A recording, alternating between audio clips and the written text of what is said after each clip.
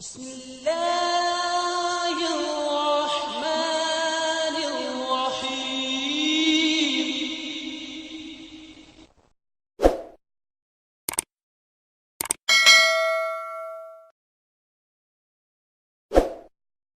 چاہیے۔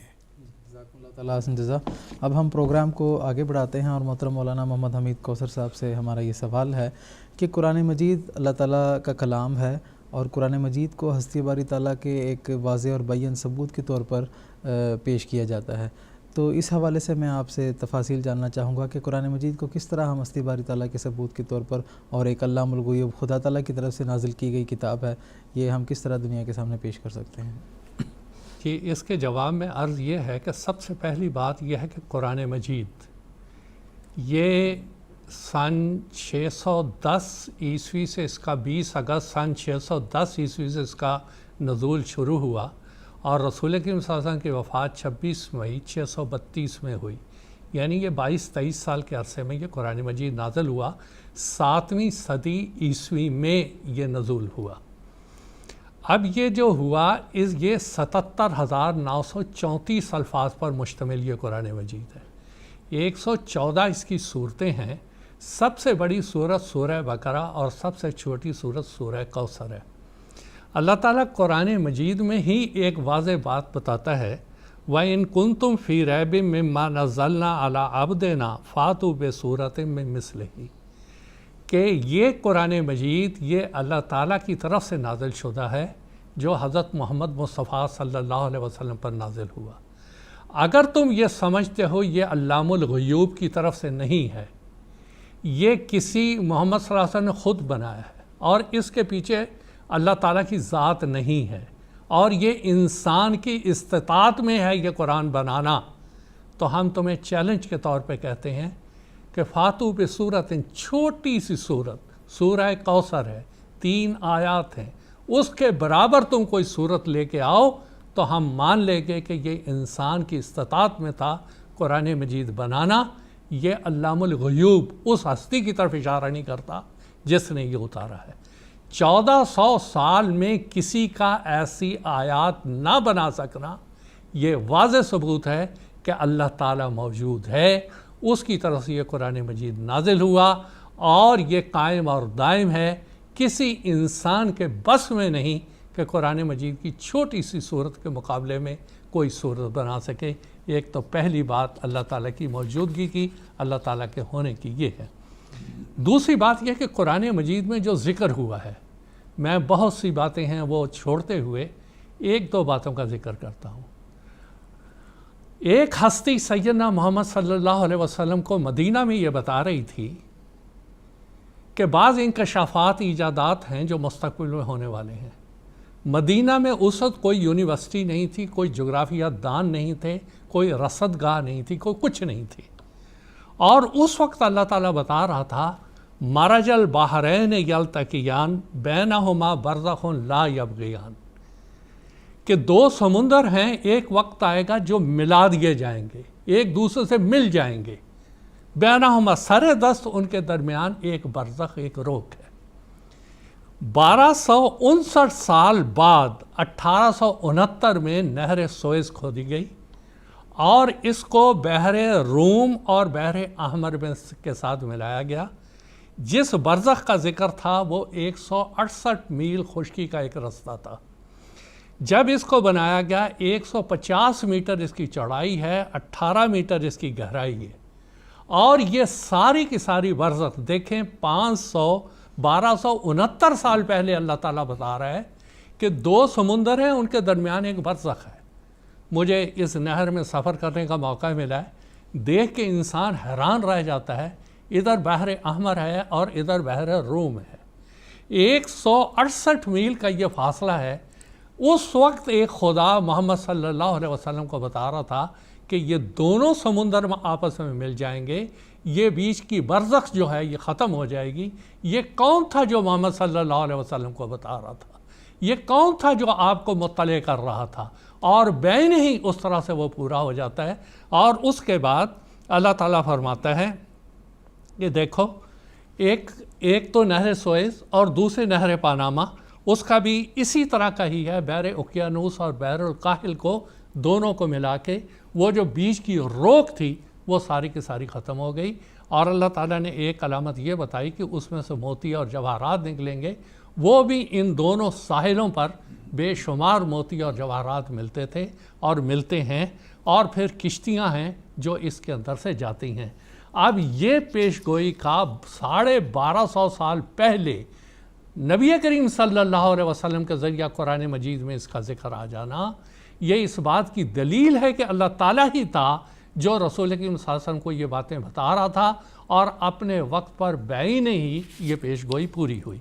دوسری بات، قرآن مجید 3 باتوں کا ایک جگہ ذکر کرتا ہے، رب المشرق والمغرب، رب المشرقین و رب المغربین، فلا اقسم برب المشارق والمغارب۔ وہ مشرق کا بھی رب ہے، وہ مغرب کا بھی رب ہے، وہ 2 مشرقوں کا بھی رب ہے، وہ 2 مغربوں کا بھی رب ہے، وہ بہت سی مشرقوں کا بھی رب ہے، بہت سی مغربوں کا بھی رب ہے۔ اب ایک عجیب سی بات ہے کہ پہلے ایک مشرق ایک مغرب، پھر 2 مشرق پھر 2 مغرب، پھر بہت سے مشرق پھر بہت سے مغرب، یہ کیا بات ہے؟ اور جب حضور صلی اللہ علیہ وسلم کی یہ ساری پیش گوئیاں ان لوگوں کے سامنے پیش ہوتی تھیں جو کفار مکہ یا دوسرے تھے، وہ کہتے تھے کہ، اور وہ یہی کہتے تھے الیاذ باللہ، یہ تو مجنون ہو گیا ہے، کبھی کہتا ہے 1 مشرق، کبھی کہتا 2 مشرقیں، کبھی کہتا بے شمار مشرقیں۔ جب بے شمار مشرقیں ہیں تو 2 اور 1 کا مطلب کیا ہوا؟ تو یہ بہت سی باتیں تھیں جو ان کے ذہنوں میں اٹھتی تھیں۔ اب دیکھیں کہ یہ پیش گوئیاں تھیں، یہ کون بتا رہا تھا رسول کریم صلی اللہ علیہ وسلم کو سوائے اللہ تعالیٰ کے، اور کسی کے تو علم میں یہ بات تھی ہی نہیں۔ اب رب المشرق والمغرب، یہ تو بات ایک واضح سی بات ہے کہ ہر افق کا ہر انسان جہاں رہتا ہے، ہم کہتے ہیں اس طرف مشرق ہے، اس طرف مغرب ہے، اس طرف شمال ہے، اس طرف جنوب ہے، ساری سمتوں کا پتہ ہے، اس طرح سے چلتا ہے۔ یہ تو ایک سادی سی بات ہے۔ رب المشرقین، اب یہ بات، اور رب المغربین، یہ ایک بہت بڑی بات تھی کہ ایک حصہ زمین ایسا ہے جس کا ابھی انسان کو علم نہیں ہے، اور وہاں پہ بھی ایک مشرق ہے اور ایک مغرب ہے، اور وہاں انسان ابھی تک یہ پہنچا نہیں۔ اب آپ دیکھیں کہ جب یہ بات کہی جا رہی ہے، یہ 7ویں صدی میں کہی جا رہی ہے، اور 1492 میں 2 اگست کو 3 اگست کو کولمبس وہاں پہنچا ہے، اور قرآن مجید یہ بات 860 سال پہلے بتا رہا ہے کہ دیکھو ایک حصہ زمین ایسا ہے جہاں تک انسان کی ابھی تک رسائی نہیں ہے۔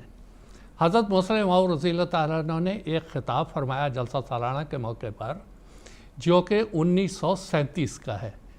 یہ سارے کا سارا انقلاب حقیقی نام سے شائع شدہ ہے، اور اس میں حضور فرماتے ہیں حضرت موسیٰ موعود رضی اللہ تعالیٰ عنہ کہ کولمبس کا ایک استاد وہ مسلمان تھا جو محی الدین ابن عربی رضی اللہ تعالیٰ عنہ کا مرید تھا۔ طبعاً حضرت محی الدین ابن عربی نے قرآن مجید کی ان آیات پر غور کیا ہوگا، اور انہوں نے یہ بتایا تھا کہ اسپین کے اس پار ایک بہت بڑا حصہ زمین ہے جس کا ابھی تک انسان کو پتہ نہیں چلا۔ کولمبس نے اس کو بڑی باریکی سے لیا اور یہ عہد کیا کہ میں وہاں تک پہنچوں گا۔ اب اس کے لیے پیسہ چاہیے تھا، اس نے وہاں کے اسپین کی ملکہ سے پھر بادشاہ سے بات کی۔ بہرحال وہاں پر اس نے، بادشاہ نے بہت سے امراء کو بلایا، اور پوپ کا نمائندہ بھی تھا۔ پوپ کا نمائندہ کہہ رہا تھا یہ ہمیں پاگل بنا رہا ہے، یہ کہہ رہا ہے کہ زمین گول ہے۔ رب المشارق والمغارب سے نتیجہ نکالا اس وقت محی الدین ابن عربی نے کہ زمین ایک گول ہے، اور ایک یہ ہے کہ ایک حصہ زمین اور ہے۔ اب وہ پوپ کا نمائندہ کہہ رہا ہے کہ یہ مذہب کے بالکل خلاف بات ہے، زمین چپٹی ہے۔ لیکن قرآن مجید کی یہ پیش گوئیاں تھیں جو قرآن نے 800 سال پہلے کی ہوئی تھیں، اور وہ بعینہ ہی پوری ہوئیں، اور کولمبس وہاں پہ پہنچا، اور وہاں پر یہ پیش گوئی صادق آئی، رب المشرقین و رب المغربین، کہ زمین کا ایک ٹکڑا ایسا ہے جہاں پر کہ اللہ تعالیٰ کی ربوبیت وہاں پہ بھی ہے، وہاں پہ بھی انسان پہنچا، اور اس طرح سے اس نئی دنیا اور پرانی دنیا، اس کا ایک مغرب ایک مشرق۔ تیسرا یہ کہ مشارق اور مغارب جس میں یہ بات کہی گئی تھی، اس سے مراد یہ تھا کہ یہ زمین گول ہے، ہر طرف سے اس کے مشرق اور مغرب ہے۔ یہاں یہ وضاحت بھی ضروری ہے کہ حضرت مسیح موعود علیہ السلام نے اپنی کتاب نزول المسیح میں فرمایا ہے کہ قرآن مجید کی ایک ایک آیت کے 10 پہلو ہیں اور ہر پہلو اپنی جگہ صحیح ہے. ان آیات کی اور بہت سی تفاسیر ہو سکتی ہیں، لیکن ان میں سے ایک یہ ہے. اب یہ جو انکشافات اپنے وقت پر ہوئے، یہ ایجادات جو اپنے وقت پر ہوئیں، یہ کون تھا جو سیدنا محمد صلی اللہ علیہ وسلم کو بتا رہا تھا سوائے اللہ تعالیٰ کی ذات کے؟ کیونکہ اس اور روئے زمین پر کسی کو اس بات کا علم نہیں تھا کہ اس حصہ زمین کے علاوہ امریکہ والا بھی حصہ ہے اور زمین گول ہے، ہر طرف سے اس کے مشرق اور مغرب بھی ہیں.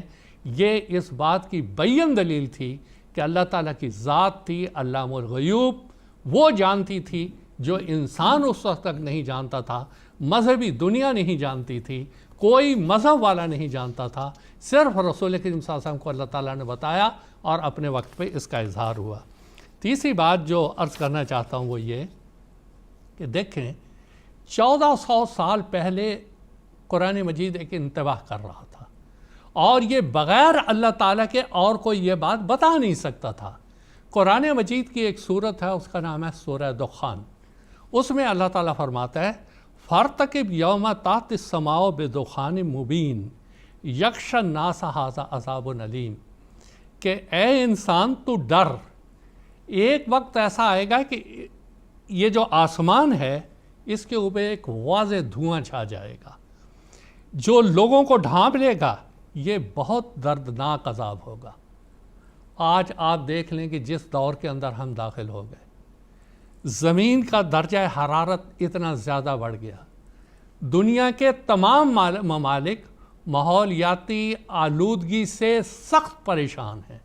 پھر اس کے بعد ایٹمی تابکاریاں ہیں، درجہ حرارت ہے، دھواں ہے، اتنا زیادہ ہو گیا کہ آج آپ دیکھ لیں کہ جو ابھی ہم جس دور میں سے گزر رہے ہیں، ہمارے دلی میں اور اس پنجاب میں، اس سارے علاقے میں مصیبت پڑی ہوئی ہے اس دھوئیں کی وجہ سے.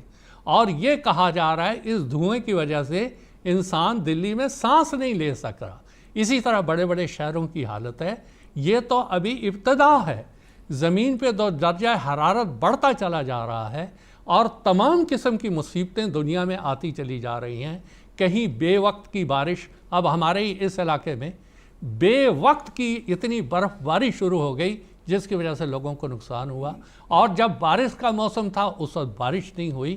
یہ ساری وہ وجوہات ہیں جس کی طرف اللہ تعالیٰ انتباہ کر رہا تھا، اور یہ اللہ تعالیٰ کی ذات ہی ہے جو سیدنا محمد صلی اللہ علیہ وسلم کو بتا رہی تھی، ورنہ کسی انسان کے بس کی بات نہیں کہ وہ 1300-1400 سال پہلے آج کے دور کی پیش گوئیاں وہ بیان کر دیتا. یہاں ایک بات بیان کرنی اور ضروری ہے کہ سیدنا حضرت مسلم موعود رضی اللہ تعالیٰ عنہ نے تفسیر کبیر میں فرمایا ہے کہ جس دن قرآن مجید سے نئے نئے حقائق نکلنا بند ہو جائیں گے اس دن قیامت آ جائے گی. قرآن مجید میں بہت سی پیش گوئیاں، جیسا کہ میں نے بتایا 77,934 الفاظ میں بہت سی پیش گوئیاں ایسی تھیں جس کا تعلق رسول کریم صلی اللہ علیہ وسلم کے زمانے تھا. اس کے بعد بہت سی پیش گوئیاں تھیں جس کا تعلق فیض آوت سے تھا. بہت سی ایسی پیش گوئیاں ہیں جن کا تعلق عصر حاضر سے ہے. بہت سی ایسی پیش گوئیاں ہیں جن کا تعلق قیامت تک ہے، اور اپنے اپنے وقت پر یہ نشانات ظاہر ہوتے رہیں گے، یہ علامات ظاہر ہوتی چلی جائیں گی. اور یہی اس بات کا بین ثبوت ہے کہ قرآن مجید کو نازل کرنے والا اللہ تعالیٰ ہے.